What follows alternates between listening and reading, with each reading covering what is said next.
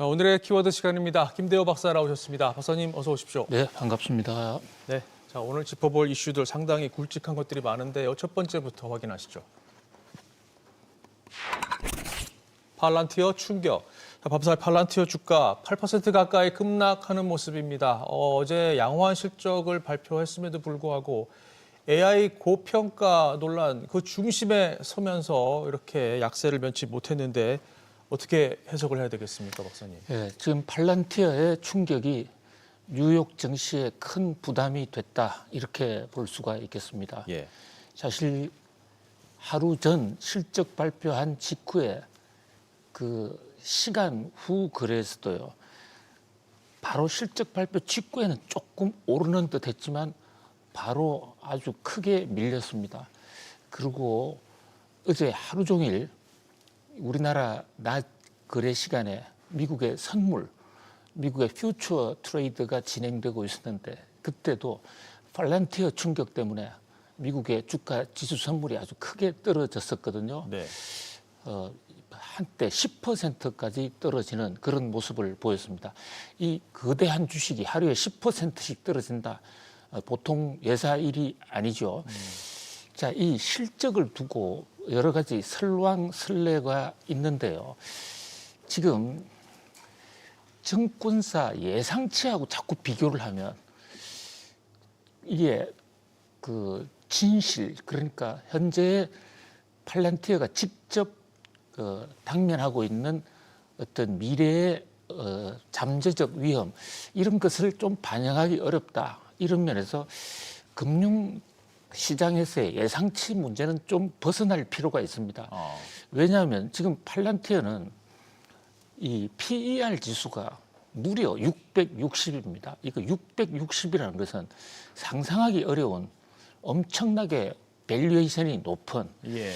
테슬라도 지금 밸류에이션이 높아서 문제가 되는데 12개월 선행 순이익을 기준으로 놓고 볼 때 테슬라는 60배입니다. 그런데 팔란티어는 거기에 10배, 660배요. 정확하게 11배죠. 자, 이 큰 주식 중에서 이렇게 퍼가 660까지 올라간 종목은 이전에 잘 없었습니다. 예. 보통 퍼가 40 넘어가면 위험 신호가 나오거든요. 뭐 20 넘어가도 좀 조심해보라 이러는데 퍼라는 게 주가를 이익으로 나눈 겁니다. 그런데 지금 표에 나타나 있는 이 퍼는 과거의 이익도 아니고 미래 1년 12개월 선행 순이익을 기준으로 한 거예요. 그렇기 때문에 중요한 대목은 이익이라고요. 지금 주가가 많이 올랐으니까 퍼가 아주 밸류에이션이 높은데 이익이 주가 오르는 만큼을 상쇄해 준다면 밸류에이션 우려를 지울 수가 있거든요. 네. 자, 그런데 팔란티어의 실적이 지금 3분기 실적이잖아요. 그렇죠. 그러면 7, 8, 9인데 팔란티어의 최대 이 그 판매처는 정부입니다. 정부 중에서도 정보기관, 국방부 이런 데에 그 이 AI를 기초로 한 안보 보안 프로그램을 팔면서 돈을 버는데 지금 연방 정부가 셧다운이에요. 셧다운이 언제부터 됐느냐? 4분기 초부터 본격적으로 셧다운이 됐단 말이에요. 그렇죠. 그러면 3분기 실적은 의미가 없는 거예요. 그렇게 되는군요. 4분기 셧다운이란 말이죠. 그런데 자, 여기서 보세요. 팔란티어가 주가 급락한 4가지 이유. 일단 표가 너무 높으니까 걱정이 되죠. 그러면 앞으로 실적 발표를 해야 되는데 팔란티어의 실적 발표 가이던스를 보세요. 저도 어제부터 계속 찾았고 오늘도 찾고 있는데 결국 순이익 가이던스 발표를 꼼수로 하지 않았습니다. 슬쩍 숨겼어요. 매출 가이던스만 나왔죠. 매출만 발표했는데요. 매출이 지금 의미가 없는 게, 자, 보세요. 지금 그 매출은 덤핑으로도 팔 수 있고 또 그 외상으로도 팔 수 있고 그런데 가이던스 중에 하나 나온 게 이 현금 흐름이라는 FCF입니다. FSF가 아니고 그러니까 프리 캐시 플로우라는 이 회계 지수를 발표했는데 이게 예상보다 크게 줄었어요. 그러니까 가이던스 중에서 FCF는 줄었습니다. 이 얘기는 뭐냐면 현금 흐름, 물건을 팔아서 돈은 잘 안 된다. 이 얘기는 순이익 전망을 별로 높게 보고 있지 않다는, 그런데 순이익 가이던스 발표를 하지 않음으로써 숨겨버렸습니다. 이게 더 오해를 증폭시켰어요. 그다음에 지금 팔란티어가 저항 세력이 굉장히 많아졌습니다.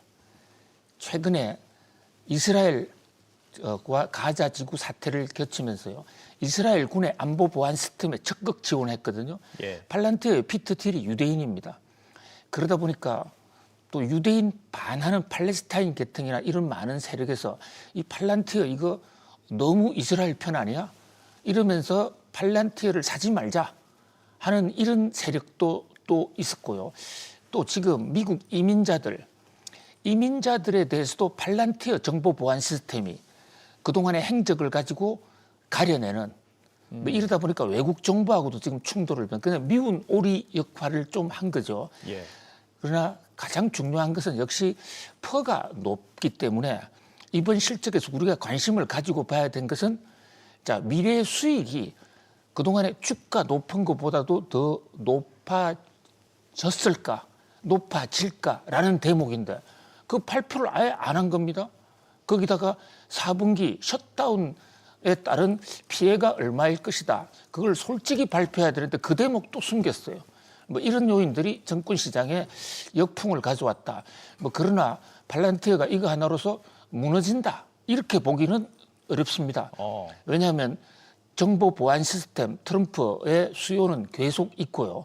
또 지금 팔란티어의 국가 정보 보안 국방부 이런 보안 시스템에서 돈을 벌면서 기업체에서도 팔란티어 시스템을 점점 사가는 그런 모양새거든요.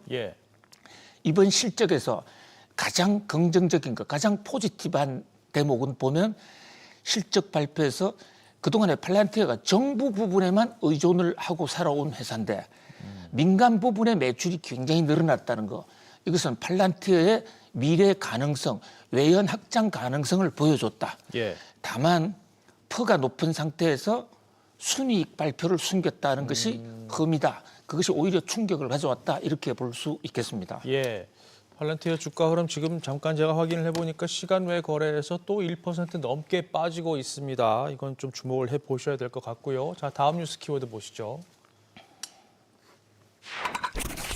힌덴부르크 오멘. 자, 이건 뭐 증시 대폭락을 예측하는 데 활용하는 뭐 기술적 지표라고 볼 수 있는데요. 뭐 이거에 대한 신뢰도가 문제가 있긴 하지만 일단 이게 지금 나타났는지 안 나타났는지 그걸 좀 봐야 될 것 같고요. 이게 모건 스탠리 또 골드만삭스 CEO가 증시 조정 가능성을 경고한 거와 겹치면서 이 힌덴부르크 오멘, 그러니까 징조가 나타났는지에 또 관심이 쏠리고 있습니다. 일단 힌덴부르크 오멘의 기준이 되는 게 뭔지 좀 설명이 필요할 것 같고요. 이게 나타난 거로 봐야 될까요, 박사님? 어떻게 보십니까? 지금 뉴욕 증시의 키워드를 조사를 해보니까요. 밤사이에 가장 많이 오르는 단어가 중에 하나가 힌덴부르크 오멘이라는 겁니다. 오멘이라는 것은 징조라고 볼 수 있는데요. 이 힌덴부르크의 징조다. 이게 금융 이론과 수학을 동시에 공부했던 학자가 만든 힌덴부르크 오멘 지수라는 게 있습니다. 기술적 지표인데요. 이러한 요건에 맞으면 주가가 떨어질 수 있다라는 것을 미리 예측해 보자라는 그런 대목입니다. 이게 힌덴부르크라는 것은 독일의 바이마르 공화국의 대통령, 제2대 대통령이고요. 가장 인기가 높았던 어떻게 보면 독일의 영웅이죠. 1차 대전 참전의 장성 군인인데 1차 대전에 패전했지만 그러나 독일 사람들이 희망을 안고 바이마르 공화국을 세우는 데 기여를 했던 아주 전설적인 인물입니다. 그런데 이 인물이 재선까지 성공을 했는데 막판에 좀 너무 욕심을 부려서 악수를 뒀다는 평가를 받고 있는데 그 악수 중에 가장 대표적인 악수가 아주 보수 극우로 갑자기 바뀌면서 히틀러라는 사람을 총리로 임명하는 히틀러를 중앙 무대에 띄우는 1등 역할을 한 사람이 힌덴부르크입니다.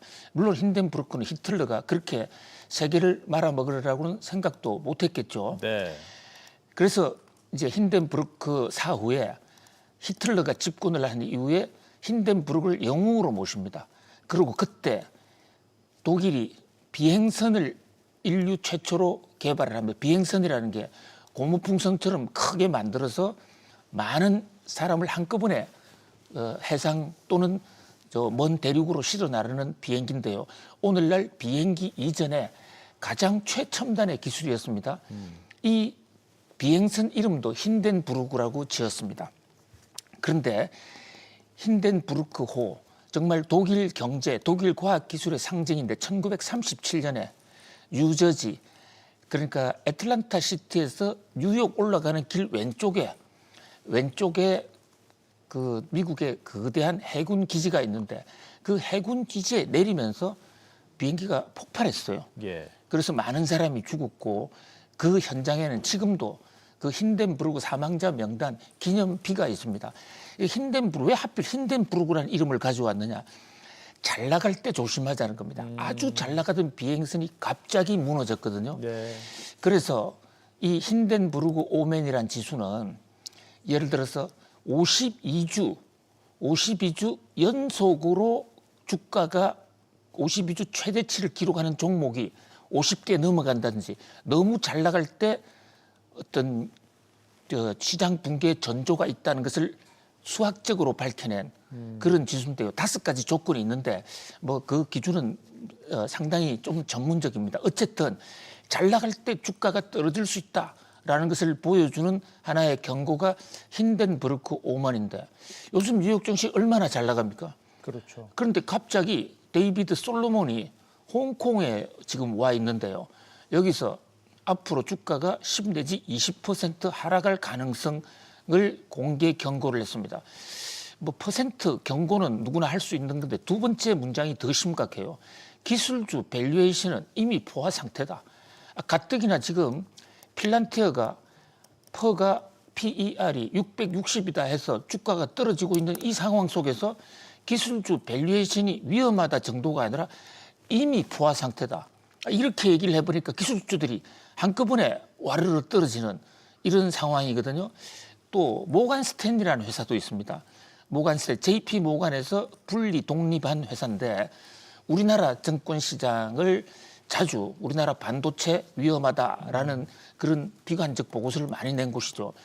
거기서 퍼센트가 솔로몬보다는 5%가 낮지만 10에서 15%의 조정 가능성인데 이것을 오히려 환영해야 된다. 그러니까 이 대목은 뭐 경제가 무너질 것 같다는 것은 아니지만 주가가 너무 높기 때문에 한 15% 떨어지고 가자 이런 얘기거든요. 그 건강한 조정이라고 또 뒤에 토를 달았더라고요. 예, 본인은 건강한 조정이라고 그러지만 지금 주식 산 사람들 입장에서는 그게 건강한 폭락일 수 있겠습니까? 그렇죠. 자, 그다음에 불과 뭐 1주 전인가요? JP 모간의 그 제이미 다이먼도 향후 6개월에서 2년 사이 큰 조정이 올 것이다 이런 예고를 했는데 물론 이 예고가 반드시 맞다는 보장이 없습니다.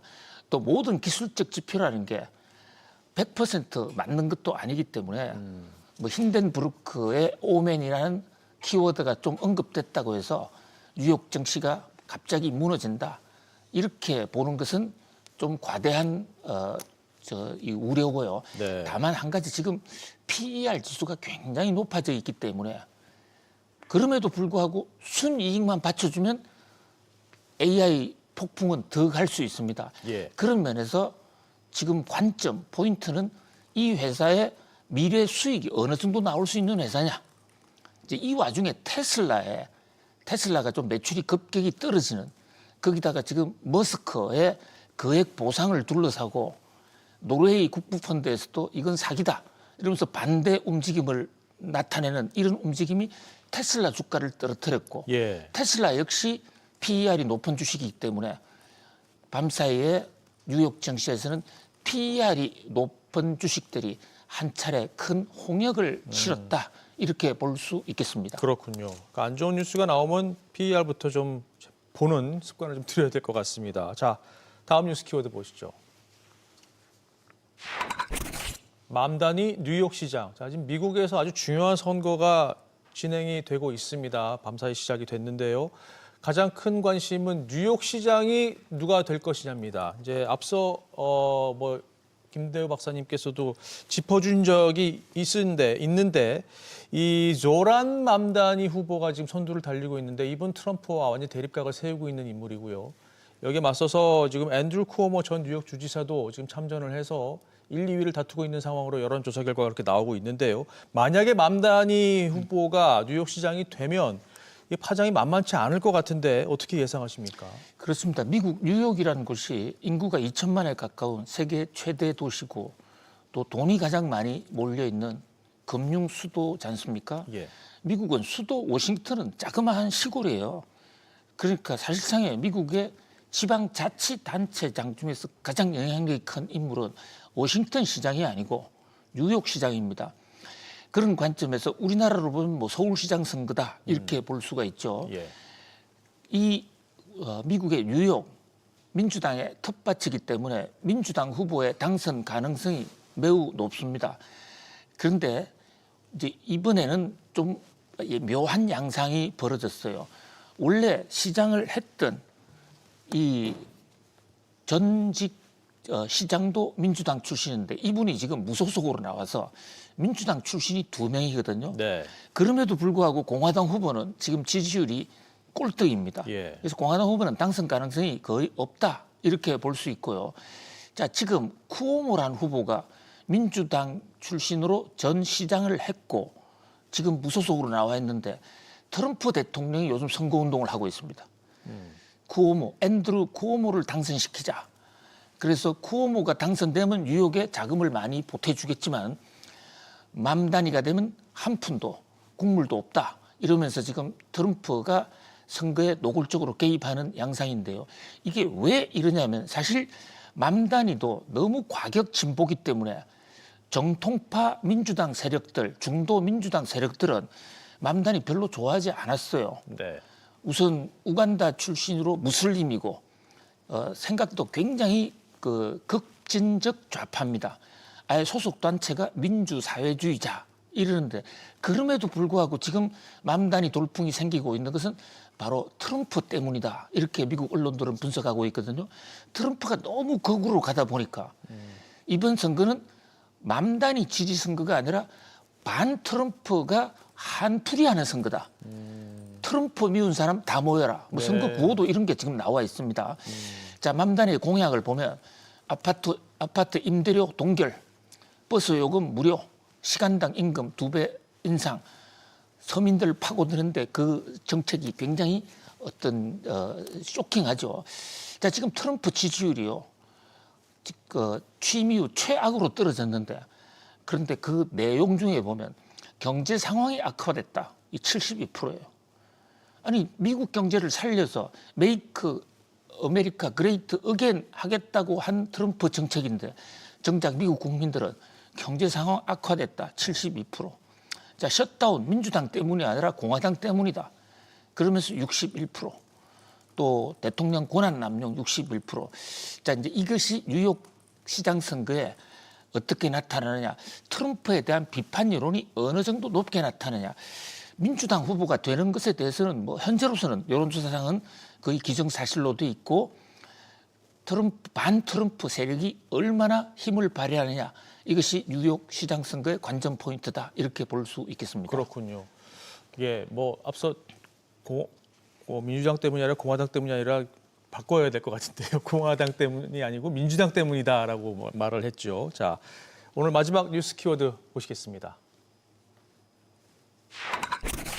환율 이상 발작. 밤사이 환율 더 올라갔습니다. 이제 1,440원 선도 뚫고 올라갔는데 이게 뭐 상대적으로 지금 달러가 강세를 띠고 있기 때문인데요. 이 상황은 또 어떻게 보고 또 대응을 해야 되겠습니까? 예, 지금 환율이 계속해서 지금 고공행진을 하고 있습니다. 우리가 미국과 관세 협상 3,500억 억불 중에 일부를 분할 납부, 분할 투자하는 협상을 체결하면 상당히 환율이 내려갈 것이라고 기대를 했는데 오히려 거꾸로 지금 환율이 급등하고 있습니다. 네. 자, 밤사이 환율이 급등 1,440원 또 깨버렸는데요. 최대 요인은 외국인 주식 매도입니다. 어제 우리 코스피에서 난리가 났습니다. 외국인들이 갑자기 주식을 팔아치우는 바람에 그 바람에 반도체 주가도 굉장히 많이 떨어지지 않습니까? 그랬죠. 한꺼번에 2조 약 3천억 정도를 주식을 매도하면서 그것을 달러를 사자 이러니까 환율이 발작을 할 수밖에 없었던 것이죠. 뭐 그 밖에도 달러 인덱스가 강세가 됐다. 뭐 이런 요인, 미국 금리 인하 기대 약화, 외부 요인도 있지만 저는 이번에 국내 요인이 좀 더 컸다고 봅니다. 외국인이 주식을 매도하는 데다가 3,500억 달러 투자 협상 내용을 자세히 들여다보면 볼수록 앞으로도 우리나라 환율에 부담을 주겠구나. 매년 200억 달러씩 나가는 그것도 한 해에 예외도 없이 이 달러의 유출입이라는 게 올랐다가 내렸다가 해야 되는데 한꺼번에 계속적으로 일방적으로 나간다는 그 부담, 뭐 그런 것들이 영향을 미치지 않았냐. 거기다가 우리나라 지금 내년도 예산이 엄청난 재정 적자 예산인데 아무도 문제 제기를 하지 않아요. 이런 문제도 우리나라 달러 약세를 부른 한 요인이 됐다. 이렇게 볼 수 있겠습니다. 그렇군요. 자, 오늘 짚어본 뉴스 키워드 다시 한번 보시죠. 팔란티어 충격, 힌덴부르크 오멘, 맘다니 뉴욕 시장, 그리고 환율 이상 발작 이렇게 짚어봤습니다. 박사님 오늘도 잘 들었습니다. 고맙습니다. 감사합니다.